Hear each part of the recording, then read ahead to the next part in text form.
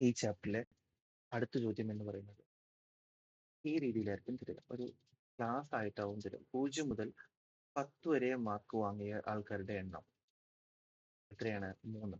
10 മുതൽ 20 വരെ മാർക്ക് വാങ്ങിയ ആൾക്കാർ 1. 20 മുതൽ 30 വരെ മാർക്ക് വാങ്ങിയ ആൾക്കാർ 2. 30 മുതൽ 40 വരെ 1. 40 മുതൽ 50 വരെ 1. ഇത്തരത്തിൽ തന്നാൽ നമ്മൾ ആദ്യം മാർക്കുകളുടെ മിഡ് പോയിന്റ് കണ്ടുപിടിക്കും, മധ്യബിന്ദു കണ്ടുപിടിക്കും. 0ഉം 10ഉം കൂട്ടിയാൽ 0 പ്ലസ് 10, അതിന്റെ പകുതി എത്രയാണ്? 5. അതാദ്യം ഇവിടെ എഴുതി. അതേപോലെ 10 പ്ലസ് 20/2, 30/2 എത്രയാണ്? 15. അടുത്ത വിലയായിട്ട് എഴുതി. ഇതിങ്ങനെ തുടർച്ചയായി എഴുതുന്നതിന് പകരം ഇവിടെ 0-ൽ നിന്ന് 10-ലേക്കാണ് പോകുന്നത്. അതായത് ഇതിന്റെ ഇന്റർവെൽ 10 ആണ്. ഈ 10 കൂട്ടിപ്പോയാൽ മതി. 5നോട് 10 കൂട്ടി 15, അടുത്തത് 25, 35, 45. ഇത് മറക്കരുത്, ഇതൊരു എളുപ്പ വഴിയാണ്. ഇനി കഴിഞ്ഞ ക്വസ്റ്റ്യൻ ചെയ്തപ്പോൾ നമ്മൾ കുട്ടികളുടെ മാർക്ക് കണ്ടുപിടിക്കുകയാണ്. ടോട്ടൽ മാർക്ക് കണ്ടുപിടിക്കുന്നു.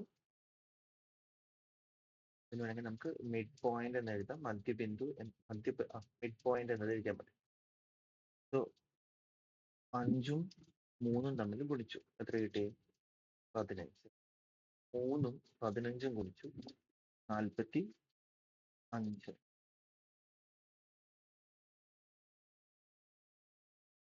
2ഉം 25ഉം ഗുണിച്ചു 50. 1ഉം 35ഉം ഗുണിച്ചു 35. 1ഉം 45ഉം ഗുണിച്ചു 45.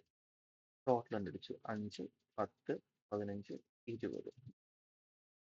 6, 9, 14, 18, 19. ആകെ കുട്ടികളുടെ എണ്ണം 10. സോ മീൻ അഥവാ മാധ്യം സമം തുക. ടോട്ടൽ എത്രയാണ്? 190 ബൈ കുട്ടികളുടെ എണ്ണം 10. എത്ര വന്നു? 19. ഓക്കെ, ഈ 2 ടൈപ്പ് ചോദ്യങ്ങളാണ് നമുക്ക് ഈ ചാപ്റ്ററിൽ നിന്ന് പഠിക്കാനുള്ളത്. കൃത്യമായിട്ട് എല്ലാവരും ഒന്നുകൂടി നോക്കുക. ഒരു ചോദ്യങ്ങൾ ഗ്രൂപ്പിൽ തരുന്നതായിരിക്കും.